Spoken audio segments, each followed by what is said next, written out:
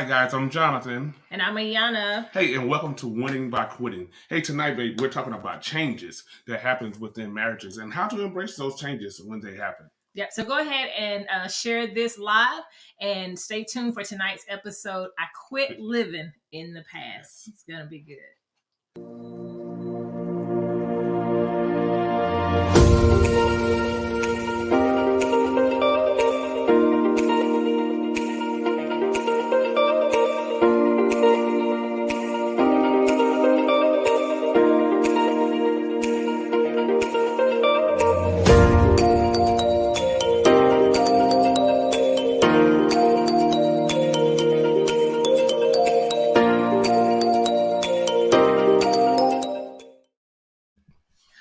Welcome back to Winning by Quitting. It's a show that we get to do every Sunday evening at 8:08 p.m. Eastern Standard Time. Thank you so much for tuning in, and thank you for watching the replay. If you would go into the comments now and let us know where you are tuning in from, and if you're watching the replay, let us know that you're watching the replay. We would greatly appreciate it, and we want to properly greet you. We do have some manners working still on this Sunday evening. Yeah.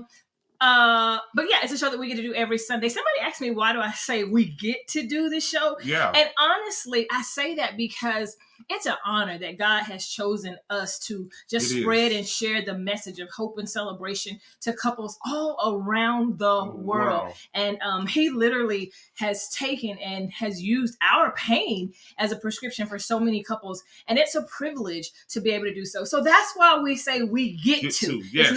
It's not a hassle. It's not something we do grudgingly. It's not something that we do out of obligation or even for, marketing, but it's something that we get to do. And we are honored that God chose us to do it. So, the topics that we share are found in our best-selling award-nominated book, Yes, I Quit. You can get your copy of I Quit at vowtocherish.com. And quitting really did save our marriage. It's not just a hashtag. It's not something that we just say. Yeah. It saved our marriage and strengthened our marriage because we were able to quit the sabotaging habits and behaviors that were literally destroying our relationship and our marriage. So, hey, Christy. Hey, Christy, how are you? We're grateful for you as well. When people ask us, how do we do it? And then the answer is really, we quit. Yeah, how did we make it to 25 years? We had to quit quite a few things, but we had to quit. And so we're so glad that you are joining us on tonight. Hey, Paula, how are you? Paula Williams says, hey, and Rich Williams. Hey, Paula Paula and Rich from Windsor, Connecticut. So good that you guys are on. Congratulations on 24 years. We got 1 year on you, but we are grateful that you guys are joining in. Babe, we got a question for them? Yes, of course. We always have a question for you guys. You know that date nights are a big thing for us. And so tonight we wanted to ask you guys, what was the favorite part of, or what did you enjoy the most about your last date night? Yeah. So go ahead and put in the chat what you enjoyed the most about your last date night, whenever it was. Hopefully it wasn't too long ago. But what did you enjoy most about your date night?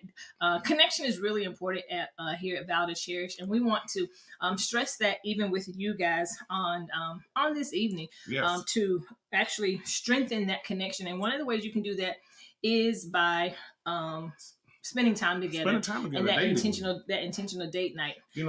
That was one of the best parts before we got married was the date. And so it probably had a lot to do with most of the dates that before we got married, I planned them. Oh, okay. Yeah. You don't think so? Nope. I do. No, okay. Alrighty. But yours was good. Yeah, my dates. I know my dates were good because you enjoyed coming to the dates. Whatever. All right, let's get back to the show. All right.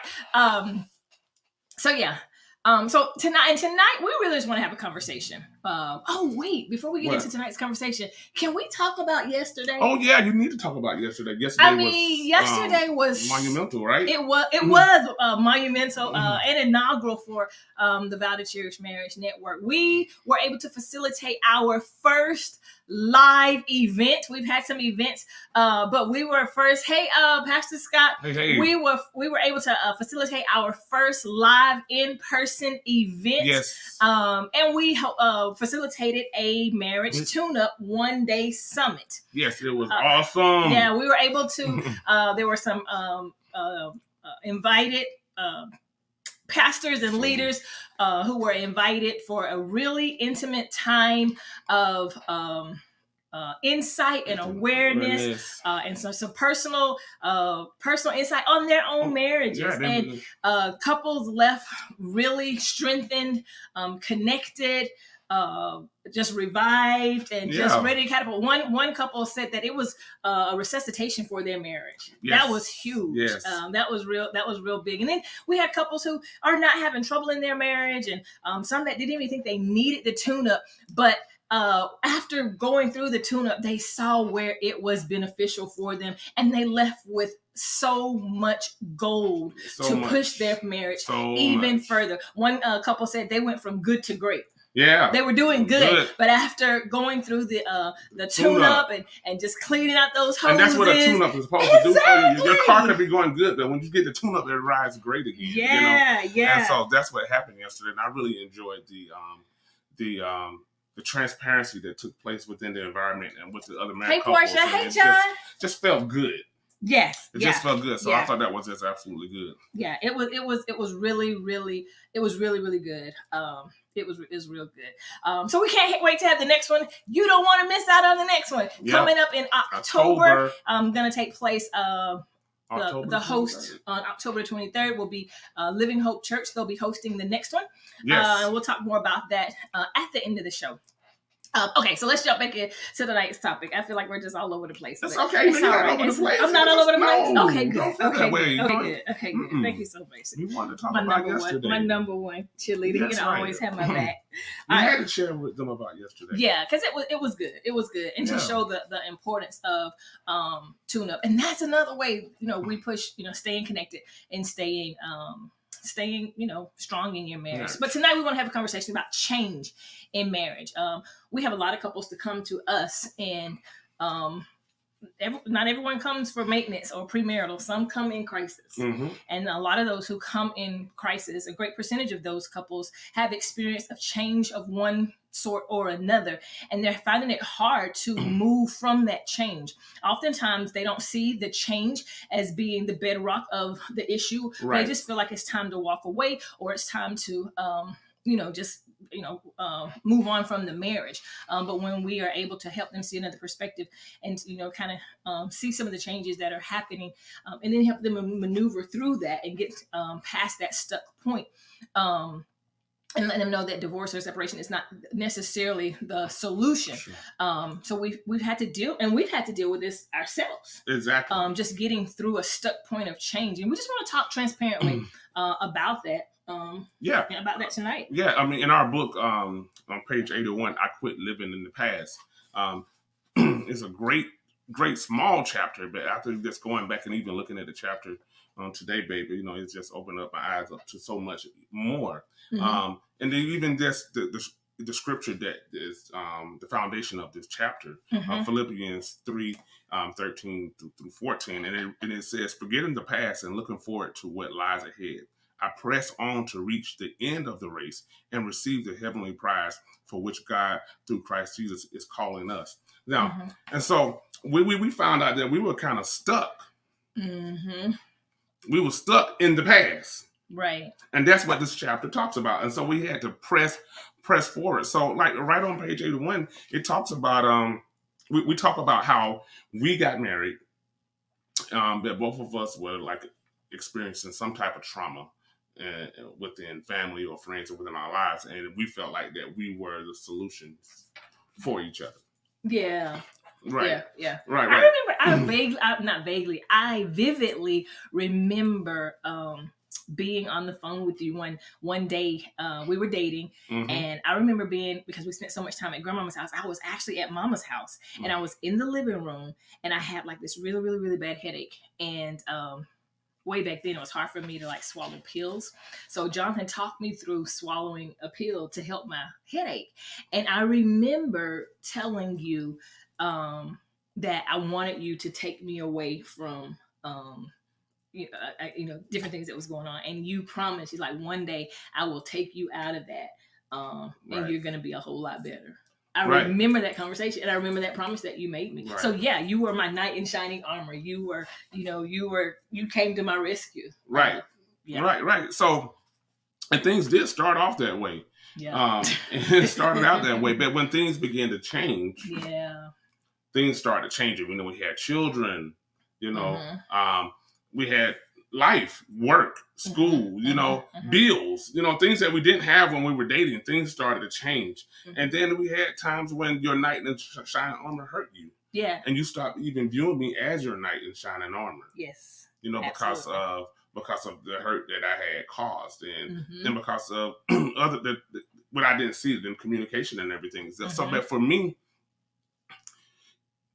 where we started at was a safety spot. Right. For us, we viewed it as such. Yeah. Yeah. So what I wanted to do was to hold on to that feeling, the feeling that I would get when I came to pick you up. Yeah. Or when you came to see me, or when I saw you, and we went on the nice dates, and we went to the nice restaurants, and we spend that time together. When I never wanted to lose that. And so when now, go ahead. And though you didn't want to lose that, do you think it was healthy for us to even start out that way? No, it was safety for us, but we were unhealthy. Exactly. We were really unhealthy. And looking at each other to being the cure-all. Yes. For me being growing up in a single parent home, my dad not being there, feeling that abandonment, and even though you grew up in a home with both parents, you had some issues and stuff that surrounded that as well. Exactly. So we were really, really unhealthy. And I can't express that enough, because we even talked about it yesterday in the tune-up. Before you get married, when you're married, during the marriage, 10 to 15 years down the road, just continue to do what it needs to do for you as individuals to stay healthy emotionally, in your soul, with forgiveness or whatever, bitterness or any hurt, any pain, those type of things. We need to be healthy in those areas. Yeah. And so the things that we need to do in order to take care of that, especially going into a marriage, because when you go into a marriage, you bring all of that with you. Yep. You bring all that baggage. Yep. And so I think, when we begin, a lot of that change, even before the children and before all of that happened, some of that change started happening when we started becoming whole. Yes. We started becoming whole. We started becoming healed. And I didn't need you to be my knight in shining armor anymore. Because I realized I had you in a place that I didn't need you anyway. Right. Because I had you in a place where God ultimately should reign. Exactly. He is my knight in shining armor. He is my savior, right? He is the one that was going to heal and I don't say cure, I didn't have a disease, but he's the one that was going to heal and he was the one that could love me ultimately the way I needed to be loved. Exactly. And so when I started leaning on Christ to do that for me, I was able to put you back in the place where you should have been as my husband. Right. But then how did that make you feel? Well, it made me feel, because I didn't understand it that way. Yeah. Because of immaturity and maybe not having coaching or counseling that we needed at that time, it made me feel rejected. It made me feel less than and not greater than. It made me feel unwanted. Yeah. And not even needed. Yeah. And disrespected. And so that's big for men. Men want to feel respected. Yep. Yep. And so for me, I think that I could have handled that better with mentorship, with just talking to some people that have been through it. Hey man, I'm in this marriage and she's changing. Yeah. It's not what it used to be. How can what do I need to do here? Yeah. Help I need help. Yeah, because your role changed. Your Right. position in my life changed, but you didn't realize and recognize the change, Mhm. and didn't know where you fit now. Right, exactly. So I think that one way to handle change, we're talking about pressing forward, how to deal with changes within the marriage. When changes happen, what do you do? I think one thing that we can do is ask for help. Yeah.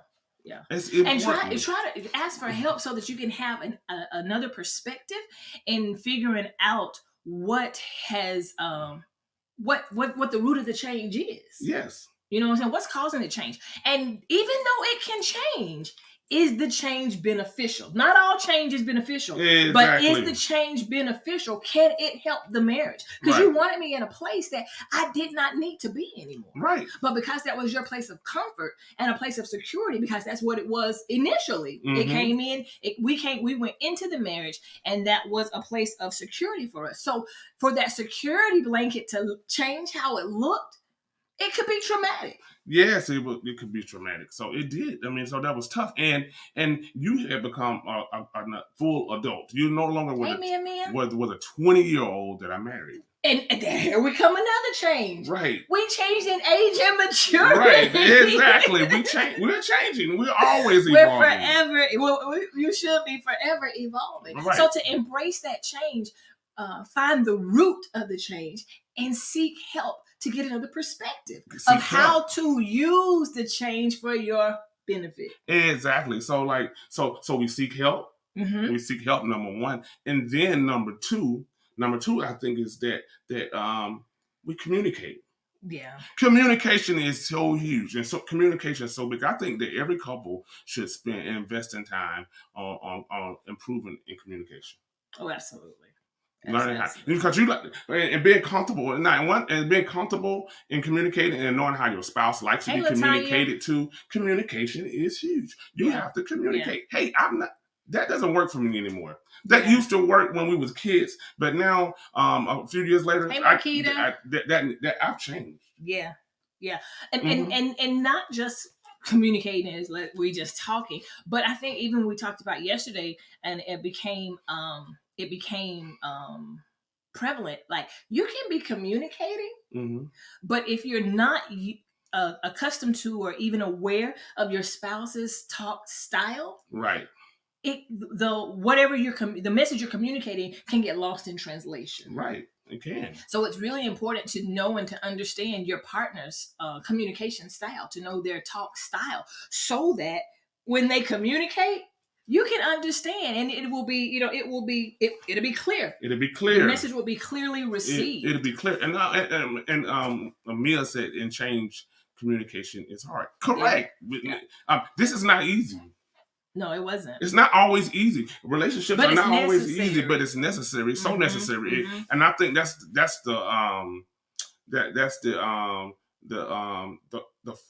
the false idea that we often have of great relationships, that it's going to be easy. Yeah. Yeah. Or it's going to be easy, and it's not going to have any conflict or anything. And sometimes we always view change as, change is bad. No, sometimes change is necessary. Right. So we do have to evaluate the change, seek help, and then communicate about the change. Communicate about even the feelings. Hey, I know you're doing better, but this is hard for me. Right. Because I'm having to reshift, how I do things. I'm having to reshift my importance, and I don't feel like thank you, Paula. I don't feel like I'm necessary for you. You know what I'm saying? And being able to be that vulnerable, yes, it can even help me with the change. Exactly. You know what I'm saying? It's like, I never want to come off as though I don't need you. You know what I'm saying? Mm-hmm. But I could see how that fear may have, the fear of losing that security that we went into unhealthily could have that. But a simple conversation.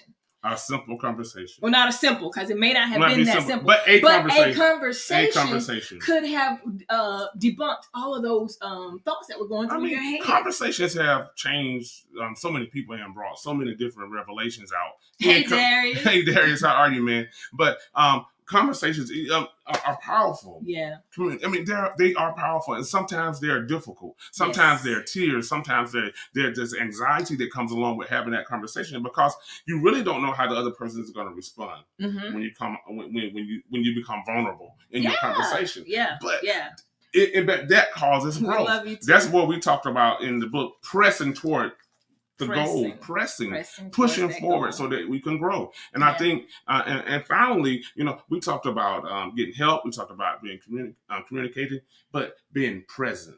We talked about that last week. We talked about presence last week, but being present and actually, because if I would have, sometimes men, especially us young men who are married, in our early 20s or whatever, we're just going, we're just, and we're just at it.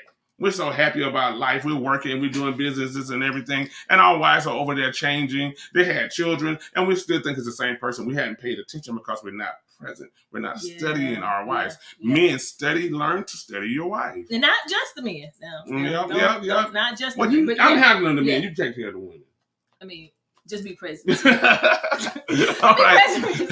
just didn't want it to just fall on the men. Yeah, no. But everybody needs to be present. But I think it goes both ways. Yeah. Being present. Yeah. And paying attention to the little to details. Yeah. Now I'm not going to say little details, because some of these details are huge, and sometimes what's happening with our wives is right there in front of us, but we're so busy and we're so caught into our day that we miss it. Yes. Yeah. Yeah. And again, you miss how it is helping the relationship. Exactly. And how the relationship is growing. Yeah, that was good. Yeah, so we cannot miss that. So for me, in the chapter, I'm here trying to hold this 20-year-old back to, and now she becomes a grown adult with 3 children, master's degree, working on a doctorate, and all these great things, and I'm trying to hold her to that high school girl that I married. It was not fair. It wasn't good for me or good for you. I was missing out on the good stuff, because I'm telling you right now, she's much better than she was when she was 20. You think I'm better? Oh, yeah. Yeah? In every way. Every single way. All right, let's keep going. Yeah, all right, what we got next? We're gonna wrap up this live. So be able to embrace that change. And of course, that's just a change that we dealt with then. We have dealt with so many more changes. Changes. When we did talk about children coming into the marriage, and there are other changes that happen. I lost my dad. Yeah. Those are life. And even you carrying during the time of his illness, you caring for your dad and being helping the time that you were able to go and help. And then, there are other things. We've transitioned in jobs and job promotion. We've transitioned in ministry, ministry elevation. We've transitioned where we packed up a whole life at one city and moved to Atlanta. That was huge. So the different changes is being able to use those to evaluate the change. And then, another change, I'm over 40.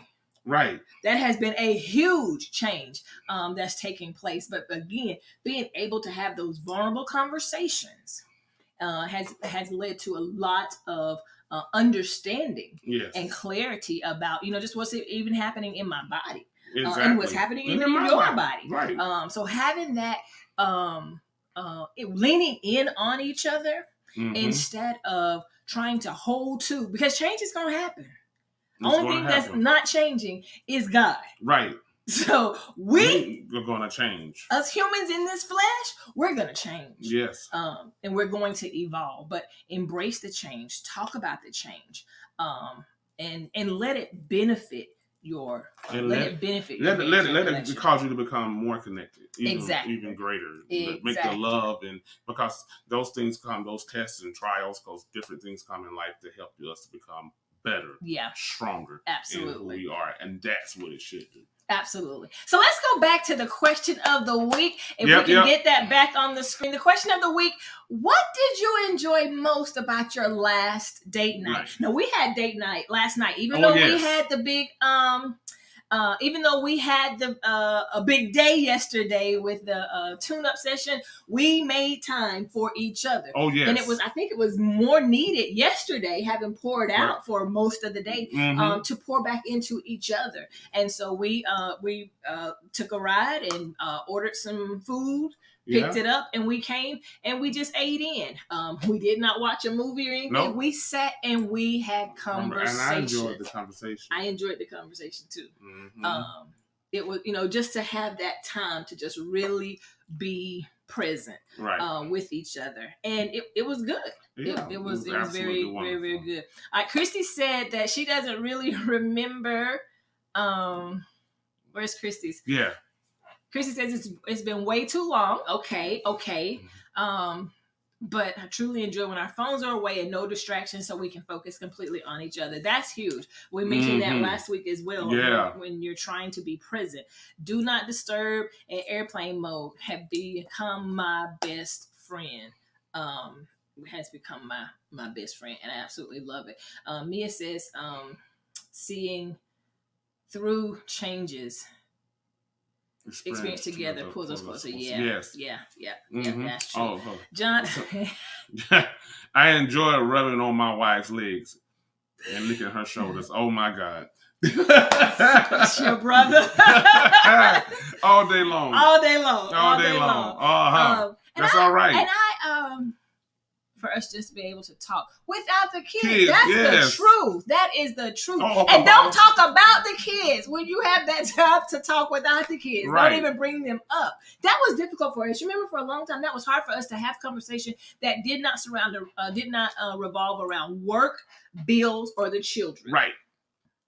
And we had to really, really intentionally, what are we going to talk about then? Exactly.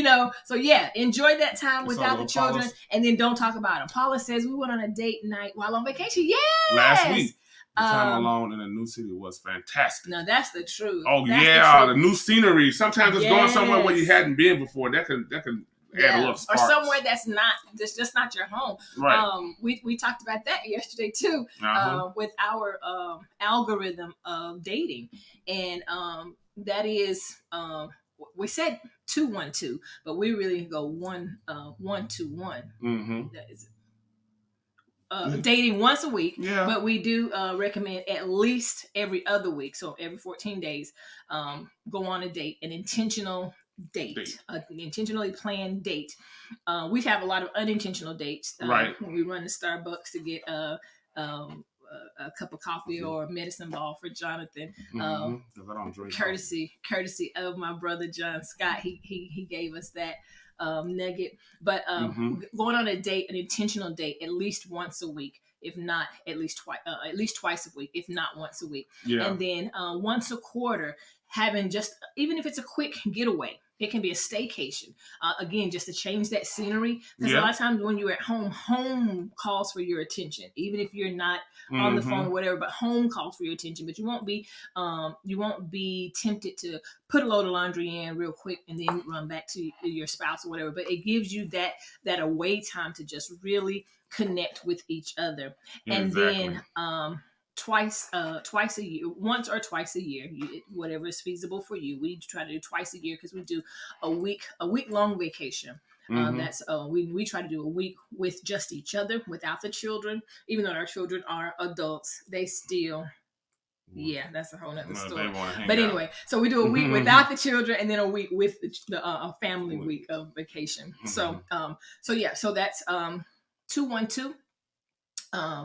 Twice every 2 weeks, go on an intentional date. Once a quarter, have that mini getaway, and then twice a year to have that 1 week set aside vacation that you can do. That really will help. Just help spend that time together. Guys, we just want to remind you that your marriage has a God-given purpose. It does. Even when change is imminent, it doesn't change the purpose that God has placed on your marriage. So thank God for your spouse daily, and thank God for the amazing things that He can do in and through your marriage. And then pray that God opens up your eyes to see your spouse as He does, and then ask God for the wisdom and seek His instruction and apply that to your life and to your marriage, especially when you're going through change. Because a lot of times when we're going through change, it's hard for us to see and remember the purpose that God has placed upon our marriage. Right. That's right. That's good, babe. You like that? Yeah, I do like that. And that's what. Can I add a little bit too? You add a little bit. Not just a little bit, and just embrace. I want to tell the audience to embrace change.